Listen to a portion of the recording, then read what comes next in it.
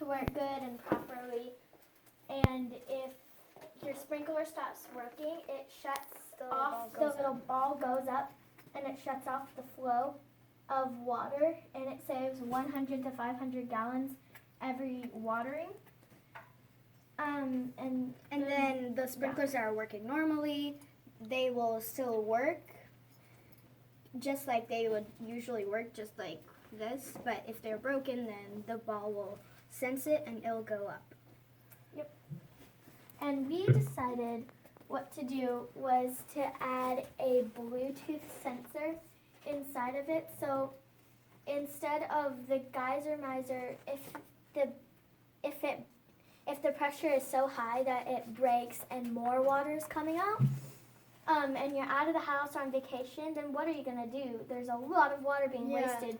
So we decided to add a Bluetooth sensor to the geyser miser that will send a signal to your phone. So like those apps where you can turn off your lights, your house lights from your phone, you can do that with the geyser miser with the Bluetooth sensor And also if you're like on vacation, like the Bluetooth sensor, it will go to your garage thing where all of the sprinkler systems are, and after that, when it's there, it'll automatically send you the message to your phone, which ones are working and which ones are not, so you can automatically send a message to one of the people who fix sprinklers and tell them to come and fix it.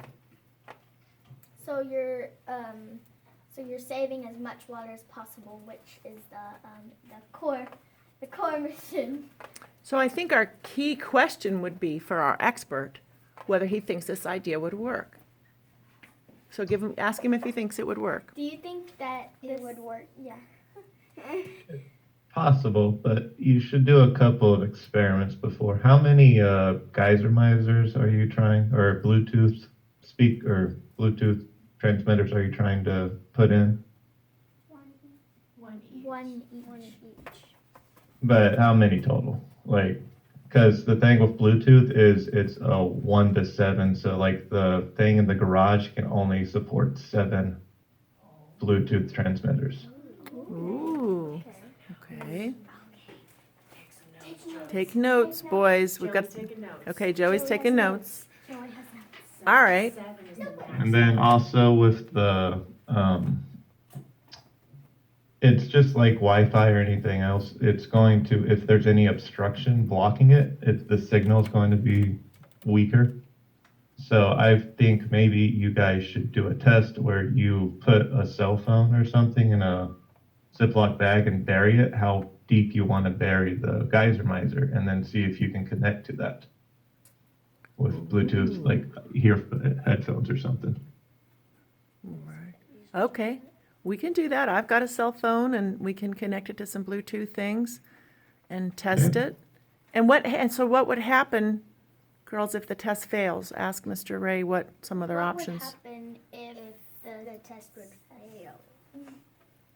Well, you might want to look into maybe using Wi-Fi transmitters, because those you can have more than 7 and they have a little bit better range, because Bluetooth only operates on a 2.4 gigahertz to 2.48 gigahertz waveband, while Wi-Fi can go 2.4 to 5 gigahertz. So, Do you know what that means? No. Ask him. it's the 2.4 and 5 gigahertz are wavelengths that it's specifically made for the Wi-Fi or for Bluetooth. So it's like, radio and TV antennas and everything, they all have their specific wavelengths that they can operate on, so there's no interference. Oh.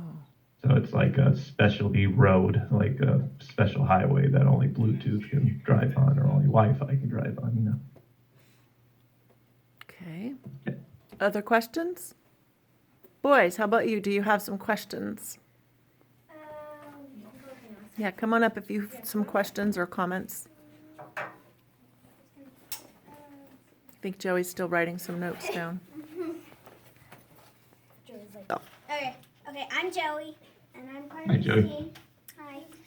So how many Wi-Fi transmitters can the control box receive at once?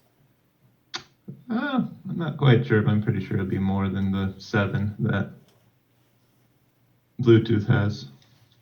So how many would be too much? How many, like, how many Wi-Fi transmitters would be considered too many for the control box? It'd be also depending on the box in the garage, because you know how at home you have your router that you can connect to a bunch of devices to, but you don't want to overload it. You don't want to do too much where it's going to just go to a crawl. So, but with the transmitters, you're not trying to put too much data. So I think you can do a fair amount, like 20, maybe 20 or less, I'd imagine. So one of the things too that maybe you guys need to incorporate into your discussions is it would depend on the size of the yard too. And so how many sprinklers the person would have would depend on the size of their yard. And maybe they might have more than one control box. Another thing you might consider is not putting a sensor on every geyser miser, maybe every other one. Like they're all connected? I don't know. I mean, would that That'd be a bit more difficult. Would it? But, I mean, if you guys could figure a way out to tether all of them to one another, but yeah, but I just saw that there's the theoretical max for a single router on Wi-Fi is 250 connected devices, so you guys could have up to 250. Okay. Yeah. That's quite a bit more than Bluetooth. Yeah. Or you guys could also do, if you wanted to, do multiple Bluetooth like hubs in the garage, then that's, you can do 3 of those and get 21 different Bluetooth transmitters if you still want to stick with Bluetooth. What I don't understand is what is a transmitter going to look like, and is it going to be waterproof? Like, I don't even know what a transmitter looks like. Is it going to be Well, like? you can do like the little dongle, like how they have you can buy a Bluetooth dongle that just fits right into your USB slot, and so Okay. yeah, but I think that might be more of the hub. Right. So how would you guys connect So a sensor? I mean, it could just be a tiny little chip, or Some kind of you chip. can, because they have a audio, like you can buy audio ones off of Amazon that you might be able to waterproof somehow. Okay. You can put it like on the ball inside of the geyser miser, so that way when it senses movement, like when the ball moves, maybe it can like message it. Okay, so we still have some questions that we need to get through and research to really fine tune our idea of. Julia, with that, does the geyser miser, when you have when the water comes through the sprinkler, in the ball? Well, I know, but like if it senses movement, doesn't the ball inside all like move, but it like doesn't come up unless there's too much water. So isn't it moving like all the time? So if that were the case, if it does move even if water is coming, then you would have sensors going off all the time. All the time. Yeah. Maybe like where the ball would hit to block the sprinkler, maybe over there, so that way when it senses that the ball, like both the ball and the side, like when they hit together, they would sense it. So the top, where the ball floats up, So that and way then if when the it water- hits the top. If the water hits it, it's not going to do anything. Yeah. If the ball hits the water, it doesn't do anything. Okay. unless And that it was goes one of to your original ideas. It was. That was on our planning sheets, absolutely, that it hit the top instead of being inside of it. Okay. Oh yeah. Yeah. Okay. Alex, do you have any questions for Mr. Ray or any comments at this point? Okay. All right. Mr. Ray, do you have any other suggestions or questions about their project at this time? I think you guys got a good handle on it, so. I think so too. I think that was probably good information to go on. If there's nothing else that you guys want to ask this expert, we can thank him and think for a minute.